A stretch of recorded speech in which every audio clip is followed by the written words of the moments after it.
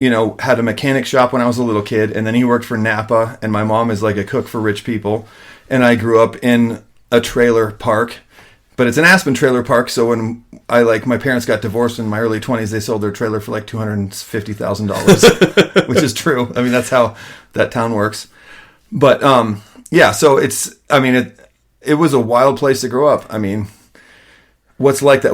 Who the fuck has like trailer park Aspen? So growing up in Aspen, I mean, I lived there for 3 years. I met a lot of celebrities there, not as many as like when I was in LA. I remember once I sold a bottle of Malbec to Antonio Banderas, and I couldn't stop saying Antonio Banderas to his face.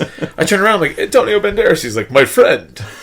Yeah. Do you have a bottle of Malbec? I'm like, yes, I do, Antonio Banderas.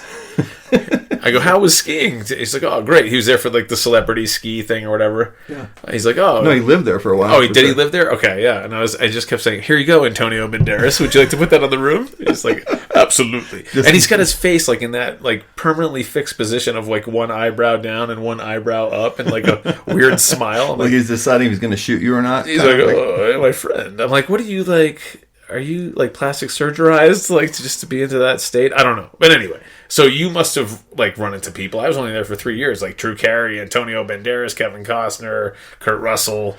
Yeah, so there's like Antonio Banderas and Melanie Griffith, when they were married, lived there a lot. I had a friend who taught their kid in like elementary school. Kevin Costner was there a lot. There was like a long Michael Jordan stint for a while where I remember going to a club with a crew, and one of the drunk girls that was like one of my friends kept trying to dance with Michael Jordan, and he had like these two giant security guys that would like nicely step in and dance with her off to the edge of the floor until she went away because she ain't that hot. Oh my God. I remember Johnny Manziel came in when I was there, the quarterback, and he like had a weekend at Escobar, and then that was the Monday he checked into rehab. Good. That's Aspen. I had a buddy who was a bouncer, and he should have been a comic but wasn't, and he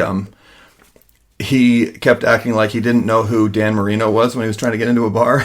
He's like, sorry, we're at capacity. He's like, I'm Dan Marino. I was like, yeah, well, I don't follow golf, but... Oh my God, it's hilarious. Show me the isotoners or you're not getting past me.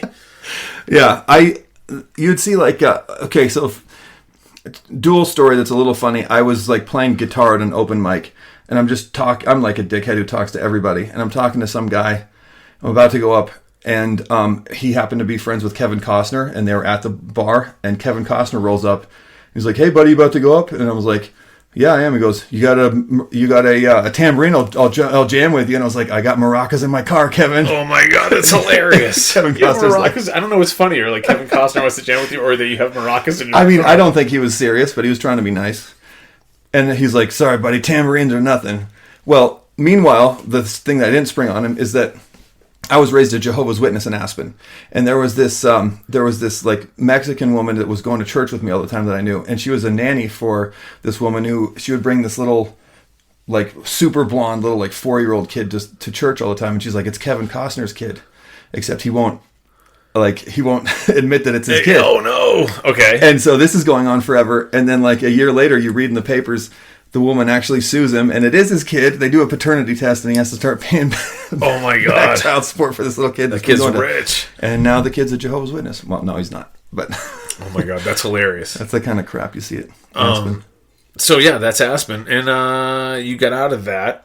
You realized some things about yourself. You had some self-realization. You got into comedy. But before that, you got married. You've been married. Okay, so This is how you speak Spanish, right? Yeah, so I've always kind of been into the Spanish thing. So when I got out of high school, I just traveled Europe, and I stayed in Spain for like 6 months, and I really forced myself to speak Spanish, learned it well. Came back, still a Jehovah's Witness, and I had a construction company. So I would speak Spanish frequently and got good at it. Then I meet this beautiful Bolivian Jehovah's Witness and fall in love and marry her and go to Bolivia for like 7 years. That's where Mike Tyson's going to go. He's going to fade into Bolivian. Me and Butch Cassidy and the Sundance Kid and Mike Tyson. I love it. So you go to Bolivia with this girl. Mm-hmm. And how does that work out? Well, I'm pretty adaptive, so I figured out how to like just start businesses there. I got involved in the timber industry. I made a lot of friends of like, okay, so here's a funny story. they take advantage of tourists or like, gringos as anywhere they will. So I take a laptop in to get fixed at some place because they fix everything. And I come back 2 days later, the guy's like, we don't got your laptop. We don't know what you're talking about.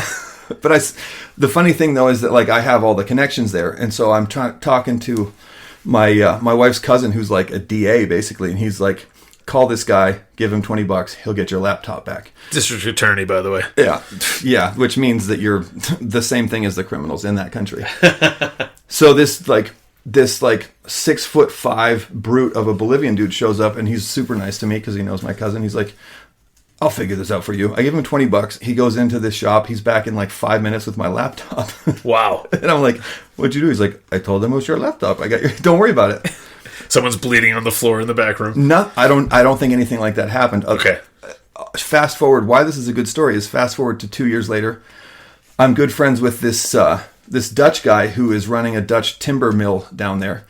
And one night he's like, I have some connections to this amazing party at this giant mansion out on the edge of town. It's 2, maybe 3 years after that story.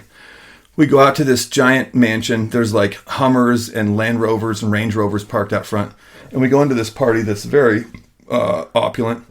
And he introduces me to the host. And the host is the dude that got my laptop back to me 3 years later. Shut up, dude. That's hilarious. Because he knew the right people. And basically, Bolivia had the trajectory of like, they kicked out the DEA while I was there. Stopped all connection to the U.S. and just decided to grow as much cocaine as they could. Oh, that's amazing. And this guy went from give me $20 for your laptop to like having like a $5 million house in the country where fucking awesome. Palatial manor. Yep. He's doing errands. He's all hugging me. He's like pointing to his guards. He's like, this is my friend Luis. You give him whatever he wants. It's a good guy to know. We should go down there. Take me down there. I took you to Belize. Let's go to Bolivia and find that dude. I will go with you anytime. It is the Wild West. It's pretty wild. I don't think I know that guy anymore, but I can get you some free beers maybe. So, in addition to being an international man of mystery, well, speaking of that, you went to Scotland. Yeah, so... How did this come about? Comedy is such a screwball thing. I was thinking about this tonight, how, like, if you want to be involved in almost any industry, like, if you wanted to be a lawyer, let's say you're not good enough. You can't pass the bar. Somebody tells you. You find something new. Comedy, like, there's no test. You don't know. You just keep, like, just throwing shit up against the wall and seeing what sticks. You don't know if you're good. You don't know if you're bad. It all depends. Like, even when you're good, sometimes, like, the audience sucks. Right? So, 2 years ago, I'm in New York City, and I have a buddy running a show at this place called the Grizzly Pear, which is, I think it's the West Village. It's right next to the Comedy Cellar. It's, like, 2 doors down. And there's all these, It's off-Broadway. Off-Broadway, yeah. No, but it was like, it's where there's a bunch of, because the Comedy Cellar has like 2 or 3 rooms there now. And then knowing that they're always sold out, there's all these other bars that have just like turned into comedy clubs because they get like the overflow traffic, whoever can't get in there. And then plus great comics will come for like a spot. So I have a great set there, as a lot of comics do. I'm up and I'm down. That night, whatever, magic happened. It went really well for me. And there happens to be a guy on the show who's from London, who pretty good, pretty well-known comedian in the UK, Darius Davies, and he's like, man, that was great. You got to come over to the Edinburgh Fringe Fest. And it had just happened at that point, so he invited me back last year, which it got canceled for COVID.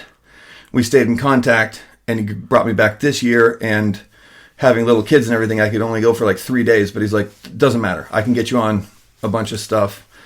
And I just showed up, and he got me 18 shows in 2.5 days. Like, wow, dude, you must have been on point by that 18th show. Oh, it was wild. It was a great experience because the crowds are different. You can't, there's like so many references to American culture that you don't realize that you're doing. I mean, I have like a joke about furries that I do. Right. And I was able to figure out how to make it work, but like you just have to change up your style a little bit. Try not to be like the dickhead American, too arrogant kind of a thing. Right. But 18 shows. It was literally like I got to my lodging at like 6:30 and I did 3 sets that night. Went to bed, got up the next day, and at noon I had my first show the next day. And I'm like, fuck, noon. Yeah, noon's tough. Edinburgh Fringe Fest, it's in a basement. It's dark, no windows. Sold out room of 120 people at noon. That's amazing, dude.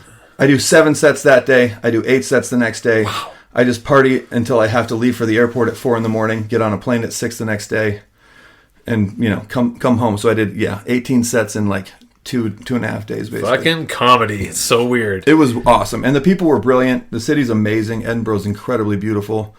It was a lot of fun. Speaking of, you got little kids. You have a bit. I would love for you to do a bit. Normally, I don't like you to do bits. I want authentic Lewis, but like I really love this bit.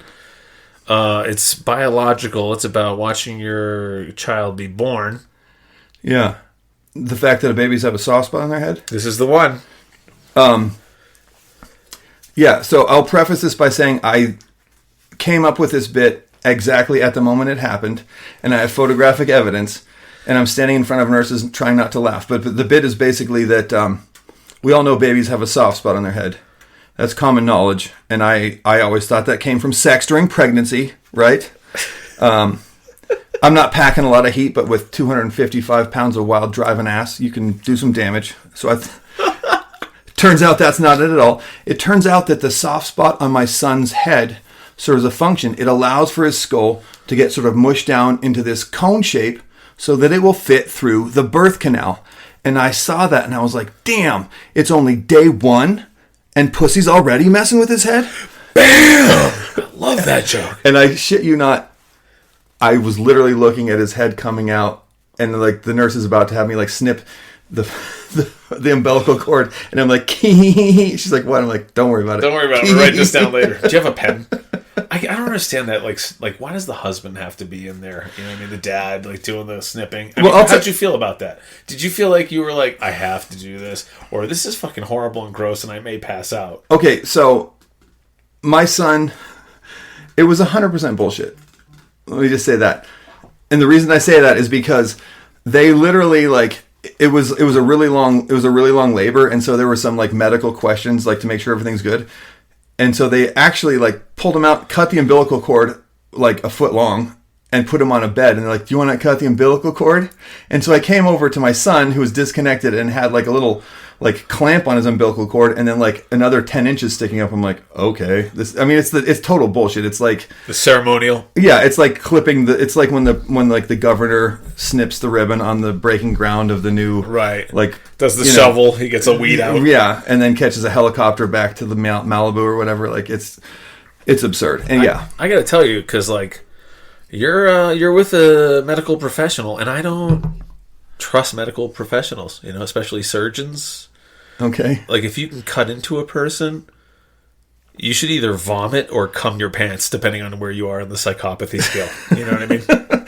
Well, that's 100% accurate. Yeah, the stuff that they can just deal with. I mean, there's endless stories that she just deals with a straight face. She's like, ER, right? Yeah. So you hear some shit. Is it over dinner? It is weird how like she doesn't give a shit, and when she tells you, like, you don't know the story. You gotta be a little bit psychopath to deal with that. I think they just go through it every day. It's like a soldier. Like, you just see it every day. It's like the way me and you are numb to porn. They're numb to injury. Yeah, or I mean, as a comedian, it's like I was out at an amusement park last month in New York, and I got in a fight because these people wanted to like cut line so they could get with their family. I'm like, no, you can't go ahead of me. And all these people started screaming at me.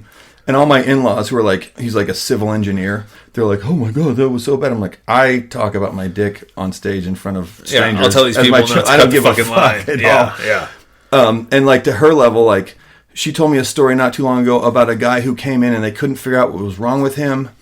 And I don't even remember all the details, but at one point, like, the nurses were like, we don't know what's going on.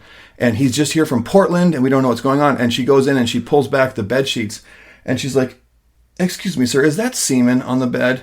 And right then the nurse walks in and they have like a report from some hospital in Portland. Like, this man has some weird psychopathy where he like gets off on nurses changing a diaper for him and he's not actually incontinent. Oh my God. And the guy was acting like his stomach was going to explode. And she's like, is that the case? He's like, yep. And he just jumps up and like puts his pants on and walks out. Oh my God. And she just like not phased. Like, there goes my next Friday. Yeah, wow. Because she tells me like she's downtown Denver emergency room, but like 30% of the patients are like a drug addict or a homeless person or just like some psycho with some like, some guy jerking off nurse diaper fetish. I didn't even know that was an option. I No. should have looked into that one. I mean, I thought I was weird. I know. I'm super weird. I like having sex with adult females that are into it. Consensual sex with adult women, which is weird nowadays. Like, nobody's into that anymore.